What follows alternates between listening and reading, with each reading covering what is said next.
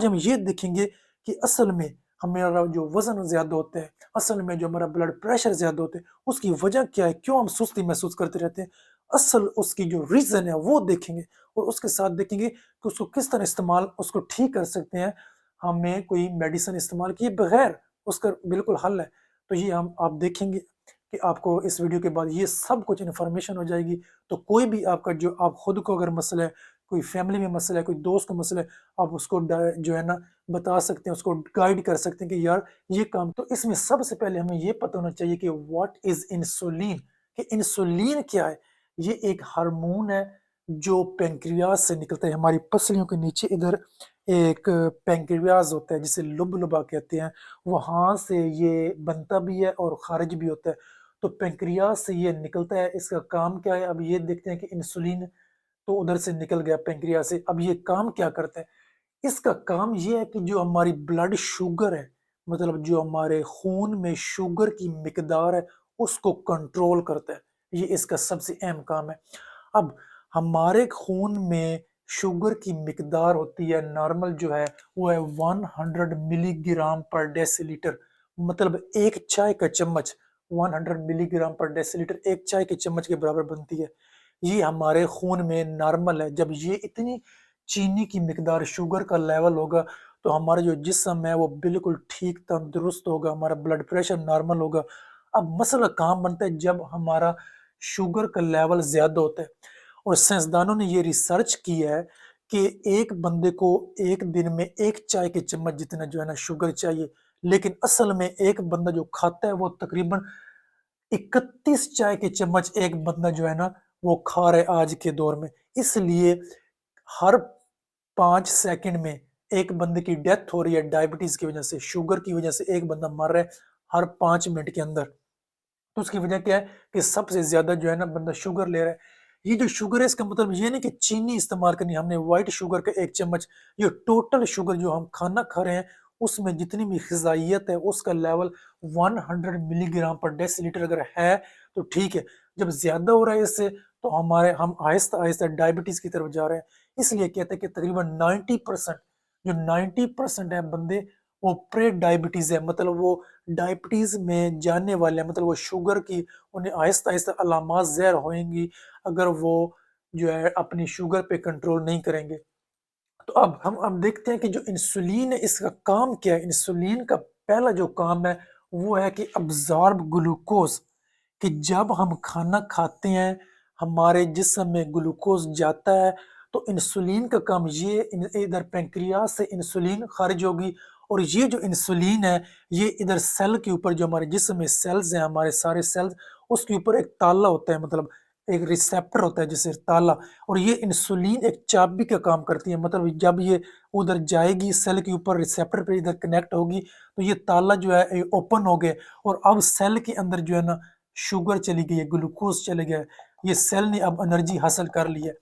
اب تھوڑے جب بھی سیل کا مطلب فل ہو جائے گا تو یہ واپس پینکریاز کو سگنل بھیجے گا کہ بھائی میرے پاس جو ہے کھانا پینا پہنچ آیا ہے، آپ انسولین کو بنانا جو ہے ختم کر دیں، آپ انسولین کی جو مقدار ہے اس کی جو شپنگ ہو رہی ہے آپ کی طرف وہ ختم کر دیں، مجھے اب ضرورت نہیں ہے کیونکہ میرے پاس آلریڈی جو ہے اب کھانا پہنچا ہے۔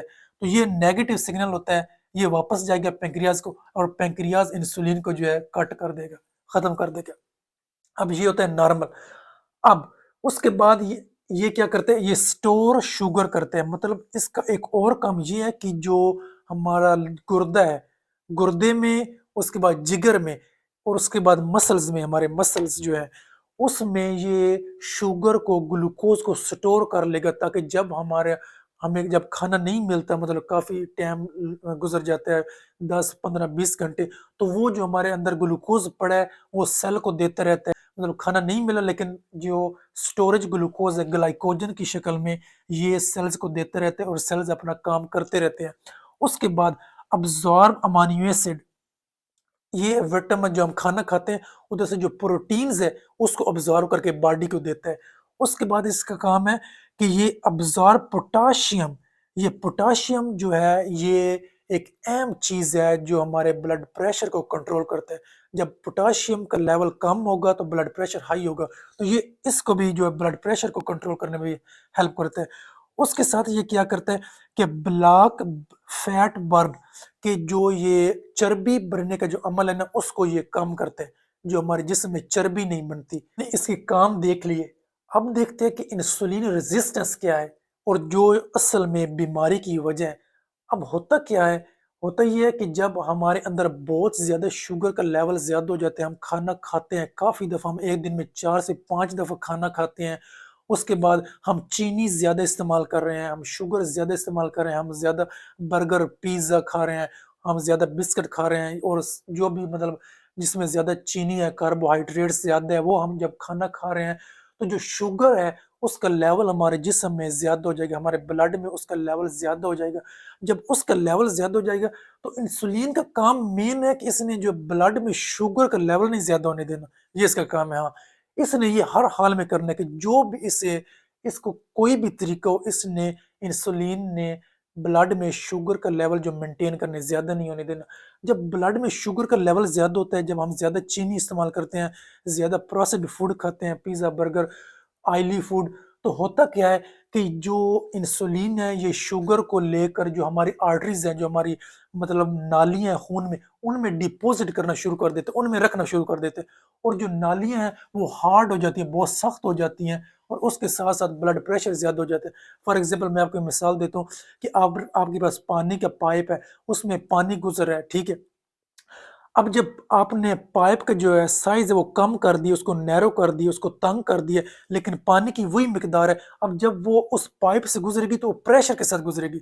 تو اس لیے ادھر یہی ہوتا ہے کہ جب ہماری آرٹریز تنگ ہو جائیں گی اور ہمارا جب بلڈ پریشر ادھر سے ہمارا جو خون گزرے گا تو ایک بہت زیادہ پریشر سے گزرے گا، جسے ہائپر ٹینشن کہتے ہیں، ٹھیک ہو گیا۔ اس کے بعد شوگر کا لیول زیادہ ہو جائے گا۔ اب جب انسولین کی ریزسٹنس ہوئی ہے، انسولین کی ریزسٹنس کیسے ہوئی ہے کہ جب شوگر بہت زیادہ ہو گئی ہے، بہت زیادہ ہو گئی ہے ہمارے جسم میں، تو انسولین نے اپنا کام کرنا چھوڑ دیا۔ وہ کہتا ہے کہ مجھے اب یہ ہینڈل نہیں ہوگی، کیونکہ یہ بہت زیادہ ہو گئی ہے، میرے جو مطلب آئی کانٹ ہینڈل دس، ٹھیک ہو گیا۔ تو وہ انسولین جو ہے، جو گلوکوز ہے، وہ آرٹریز میں ڈپوزٹ ہونا شروع ہو گیا۔ اس کے بعد جو ہمارا شوگر کا لیول زیادہ ہونا شروع ہو گیا، کیونکہ انسولین تو کام نہیں کر رہی۔ اب کیوں انسولین کام نہیں کر رہی؟ ادھر آپ دیکھیں، جب ادھر بلڈ پریشر زیادہ ہوگا تو آرٹری سے مطلب ہارڈ ہو گئی، بلڈ پریشر زیادہ ہو گیا، ٹھیک ہے۔ اب جب شوگر کا لیول زیادہ ہو جائے گا تو اس میں یہ جو کی ہے یہ کام نہیں کر رہی۔ کیوں؟ کیونکہ انسولین ادھر جو آئے گی اپنے تالے پہ تو تالا اوپن نہیں ہو رہا، کیونکہ انسولین کو اب سب چیزیں اس کے جو ہے نا اس کی لمٹ سے زیادہ ہو گئی ہیں، کیونکہ شوگر اتنی زیادہ ہو گئی ہے کہ وہ اس کو ہینڈل نہیں کر سکتی، اور اس نے کہہ دیا سیلز کو کہ بھائی میں یہ کام نہیں کر پاتی۔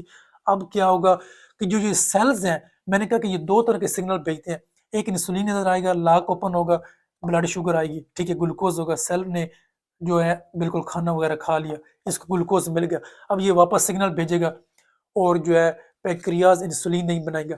اب کیا ہوتا ہے جب انسولین کی ریزسٹنس ہوگی، انسولین ایک تو زیادہ ہو رہا ہے ہمارے جسم میں، کیوں؟ کیونکہ ادھر سے جب سیل کے پاس یہ لاک اوپن نہیں ہوگا، سیل کے پاس ادھر سے انرجی نہیں آئے گی، تو سیل تو بھوکا پڑا ہے۔ ہمارے جسم میں جتنی بھی انرجی ہے، ہمارے جسم میں جتنی بھی شوگر ہے، ہم جتنی دفعہ کھانا کھایا ہے، جب وہ ہمارے سیلز کو نہیں پہنچے گا تو اس کا کوئی فائدہ نہیں ہے، ٹھیک ہے۔ تو مطلب یہ لاک اوپن نہیں ہو رہا، اتنی زیادہ شوگر ہو گئی ہے جس کی وجہ سے یہ لاک اوپن نہیں ہو رہا، انسولین کی ریزسٹنس ہو گئی ہے، تو کیا ہوگا کہ سیل اس کو پینکریاز کو واپس کہتے رہیں گے بھائی آپ انسولین کو جو ہے نا اور بنائیں، اور ادھر آئے گی تاکہ یہ لاک اوپن ہوگا اور ہمیں کچھ کھانے کو ملے گا۔ لیکن پینکریاز تو بناتا جا رہا ہے، بناتا جا رہا ہے، بناتا جا رہا ہے، بناتا جا رہا ہے، بناتا جا رہا ہے، لیکن آگے مسئلہ کیا ہے کہ وہ کام نہیں کر رہا، ٹھیک ہے۔ تو ادھر سے یہ جو نیگیٹو فیڈ بیک ہوتا ہے کہ آپ بند کر دو، اب یہ نیگیٹو فیڈ بیک نہیں جا رہا، اب جو ادھر سے بن کے آ رہی ہے، بن کے آ رہی ہے، بن کے آ رہی ہے، پینکریاز یہی محسوس کر رہا ہے کہ ادھر جو ہے ابھی اور ضرورت ہے، ابھی انہیں زیادہ مطلب کھانا نہیں ملا، سیلز کو انہیں انرجی نہیں ملی، گلوکوز نہیں ملا، تو مجھے اور بنانے کی ضرورت ہے۔ تو وہ جو انسولین کا لیول بہت زیادہ ہو جائے گا۔ اب انسولین زیادہ، شوگر زیادہ، सेल के अंदर जा नहीं सकती, हमें भूख लग रही है, हम खाना और ज़्यादा खा रहे हैं। इसलिए कहते हैं कि जो डायबिटीज़ वाले पेशेंट होते हैं, उन्हें ग्लूकोज़ की ज़्यादा ज़रूरत होती है, मतलब वो चीनी वाली चीज़ें ज़्यादा खाते हैं, मीठी चीज़ें ज़्यादा खाते हैं। तो ठीक है, इधर आपकी समझ आ गई। अब क्या होगा कि जो इंसुलिन ज़्यादा है, शुगर ज़्यादा है। अब इंसुलिन जो है वो शुगर को कन्वर्ट करना शुरू होगी, फैट फॉर्मेशन, मतलब चर्बी बनाने में उसका जो है ना उसको करना शुरू हो गई। जो हमारे ज़्यादा शुगर है, इंसुलिन उसको पकड़ कर चर्बी में कन्वर्ट कर देगी, जो उसकी चर्बी बना देगी, और हमारा जो पेट है असल में इधर जो पेट वाली जगह पे ज़्यादा ये काम करता है, और हमारा पेट बाहर निकल आएगा, ज़्यादा होगा, पेट बढ़ जाएगा, हमारा जो वज़न है ज़्यादा होगा, ठीक हो गया एक। उसके बाद हमारी लो एनर्जी हो जाएगी। क्यों? ज़ाहिर-सी बात है जब सेल्स को जो हमारे काम कर रहे हैं, जो हमारे मसल्स हैं, उन्हें एनर्जी नहीं मिल रही, उन्हें ग्लूकोज़ नहीं मिल रहा, तो ज़ाहिर-सी बात है हमारे अंदर काम करने की कोई पावर ही नहीं होगी, हमारी एनर्जी, हम लेज़ी हो जाएँगे।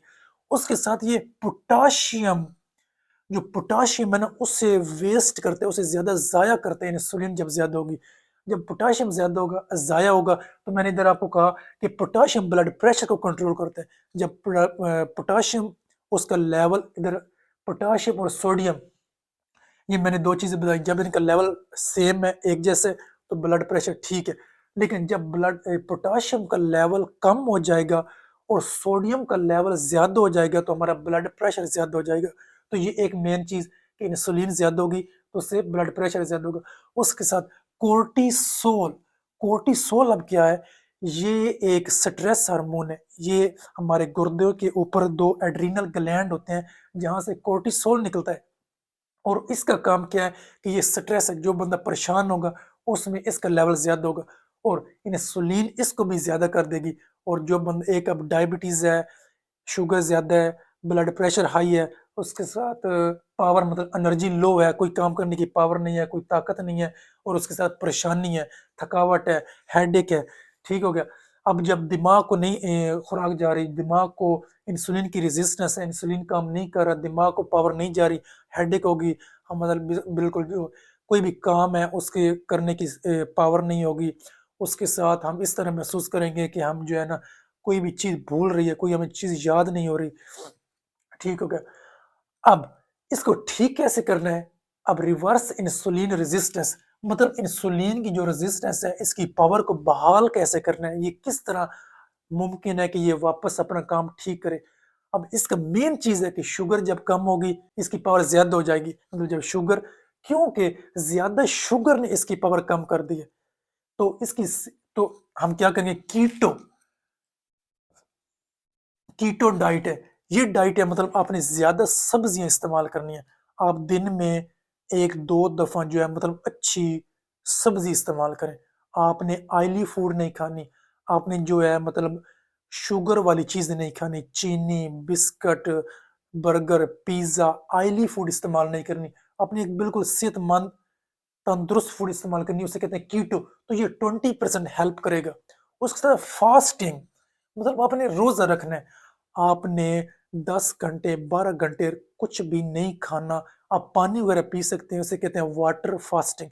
लेकिन आपने रोज़ा रखना है और कोई चीज़ नहीं खानी। तो इससे क्या होगा? जब हम खाना खाते हैं तो शुगर ज़्यादा हो जाती है, ठीक है? क्योंकि खाना टोटल शुगर होता है। लेकिन जब हम खाना ही नहीं खाएँगे, तो शुगर का कोई मतलब कांसेप्ट ही नहीं है कि ज़्यादा हो। तो जब शुगर कम हो जाएगी, इंसुलिन की पावर ज़्यादा होगी, और जो इधर फैट सेल पड़ते हैं, जो मैंने कहा इधर फैट सेल, जो हमारी चर्बी है, वो जो है ना इंसुलिन उसको कन्वर्ट करना शुरू हो जाएगी ग्लूकोज़ में। अब समझ आई आपको बात की कि फास्टिंग से किस तरह हमारा जो है हमारा पेट कम होता है, हमारा वज़न कम होता है, क्योंकि हमारी जो चर्बी है वो इंसुलिन की इतनी पावरफुल हो गई है कि वो उसको वापस ग्लूकोज़ में कन्वर्ट करना शुरू कर देगी, और ग्लूकोज़ इधर आके जो सेल एनर्जी मुहैया करेगा, और जिससे हमारी जो है ना सेल की पावर ज़्यादा होगी, हम तंदुरुस्त होंगे, हम बिल्कुल जो है ना फिट हो जाएँगे। तो ये टोटल जो है ना 60% काम करता है, तो ये 80% टोटल। ठीक हो गया? उसके साथ आप एक्सरसाइज़ कर सकते हैं, उसके साथ आप स्ट्रेस मतलब आप खुश रहें, आप वॉक करें, आप रनिंग करें, उस जिससे आप मतलब दोस्तों में बैठें, घर वालों के साथ बातें करें, जिससे आपका स्ट्रेस परेशानी कम होगी। उसके साथ गुड स्लीप, मतलब अच्छे टाइम पे सोएँ, आप रात को 10 बजे सो जाएँ, 9 बजे सो जाएं, सुबह 4-5 बजे उठ जाएं, ताकि आपके पास 8-9 घंटे जो है ना अच्छी स्लीप हो, कोई आपको डिस्टर्ब ना करे। उससे जो है इंसुलिन, इसकी रेजिस्टेंस कम होगी, आपको सेल को एनर्जी मिलेगी। उसके साथ आप विटामिन डी इस्तेमाल कर सकते हैं। विटामिन डी, सूरज पे बैठे हैं, विटामिन डी मिलेगा, आप विटामिन डी के सप्लीमेंट इस्तेमाल कर सकते हैं। आप शॉप पे जाए, उन्हें कहें मुझे विटामिन डी चाहिए, तो विटामिन डी भी इंसुलिन की रेजिस्टेंस, इसकी पावर को ज्यादा करेगा। उसके साथ आप इस्तेमाल कर सकते हैं विटामिन डी थ्री और के 2। ये दो चीजें जो है ना, विटामिन डी की आगे फॉर्म होती है D1 D2 D3, इसमें D3 और के 2, ये दो चीजें जो सप्लीमेंट आप इस्तेमाल करें, तो इससे क्या होगा कि आपकी आर्टरीज, जो आपकी खून की नाली है, वो तंग नहीं रहेंगी। इंसुलिन जो है ये काम करेगा, आपका ब्लड शुगर जो है वो लो होगा, आपकी बॉडी बिल्कुल, आपको कोई मेडिसिन इस्तेमाल करने की जरूरत नहीं पड़ेगी, आपको किसी डॉक्टर के पास जाने की जरूरत नहीं पड़ेगी।